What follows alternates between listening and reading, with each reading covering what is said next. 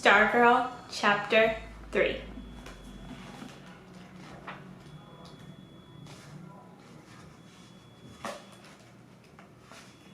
We fought daily, Kevin and I. My main job as producer was to recruit people for the hot seat. After I signed someone up, Kevin began researching the person, getting his questions ready. Every day he asked me, "Did you sign her up?" Every day I answered no. He got frustrated. "What do you mean no? Don't you want to sign her up?" I told him I wasn't sure. His eyes bugged out. "Not sure? How can you not be sure? We high-fived in the lunchroom weeks ago. We were thinking Stargirl miniseries even. This is a hot seat from heaven." I shrugged. "That was then. Now I'm not sure." He looked at me like I had 3 ears. "What's there to not be sure about?" I shrugged. "Well then," he said, "I'll sign her up." He walked away. "You'll have to find another director then," I said. He stopped. I could almost see the stream rising from his shoulders. He turned, pointed, "Leo, you can be a real jerk sometimes." He walked off. It was uncomfortable. Kevin Quinlan and I usually agreed on everything. We had been best friends since arriving in Arizona the same week 4 years before. We both thought the prickly pear cactus looked like ping pong paddles with whiskers and that saguaros looked like dinosaur mittens. We both loved strawberry banana smoothies. We both wanted to go into television. Kevin often said he wanted to be a sleazy talk show host, and he wasn't kidding. I wanted to be a sports announcer or news anchor. We conceived Hot Seat together and convinced the faculty to let us do it. It was an instant hit. It quickly became the most popular thing in school. So why was I balking? I didn't know. I had some vague feelings, but the only one I could identify was a warning. Leave her alone. In time, Hillary's hypothesis, so called by Kevin, about Stargirl's origins gave way to other theories. She was trying to get herself discovered for the movies. She was sniffing fumes. She was homeschooling, gone amok. She was an alien. The rat she brought to school was the only tip of the iceberg. She had hundreds of them at home, some as big as cats. She lived in a ghost town in the desert. She lived in a bus. Her parents were circus acrobats. Her parents were witches. Her parents were brain-dead vegetables in a hospital in Yuma. We watched her sit down in class and pull from her canvas bag a blue and yellow ruffled curtain that she draped over 3 sides of her desk. We saw her set out a 3-inch clear glass vase and drop into it a white and yellow daisy. She did and undid this in every class she attended, 6 times a day.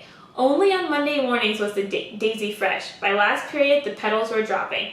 By Wednesday, the petals began to fall, the stem to sag. By Friday, the flower hung down over the rim of the waterless vase, its dead stump of a head shedding yellow dust in the pencil groove.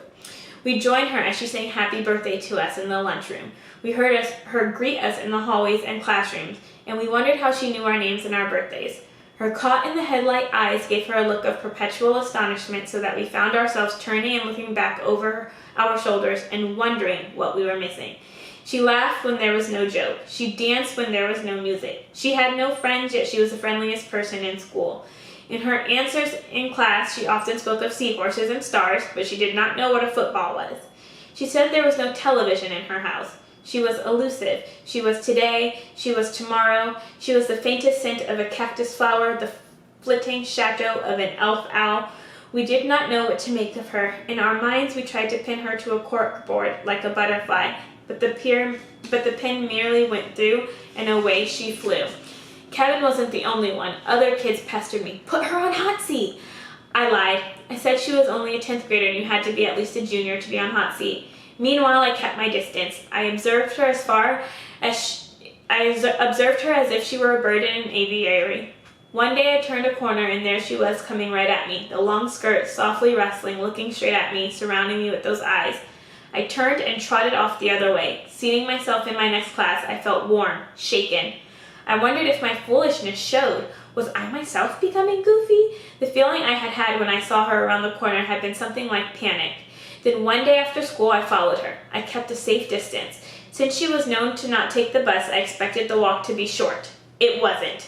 We trekked all over Mecca, past hundreds of grassless stone and cactus front yards, through the Tudorized shopping center, skirting the electronics business park around which the city had been invented a mere 15 years before. At one point, she pulled a piece of paper from her bag. She consulted it. She seemed to be reading house numbers as she walked along.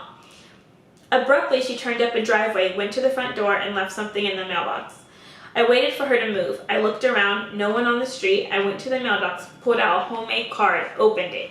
Each tall letter was a different painted color. The card said, "Congratulations." It was unsigned.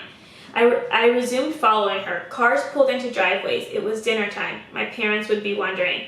She took the rat from the bag and put it on her shoulder. Writing there, the rat faced backward, its tiny triangular face peeping out of her sand-colored hair.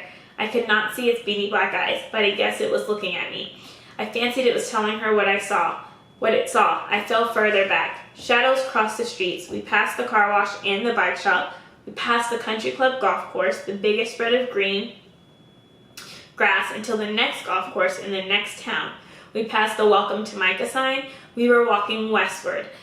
There was us and the highway and the desert and the sun blazing above the Maricopa Mountains. I wished I had my sunglasses. After a while, she veered from the highway. I hesitated, then followed.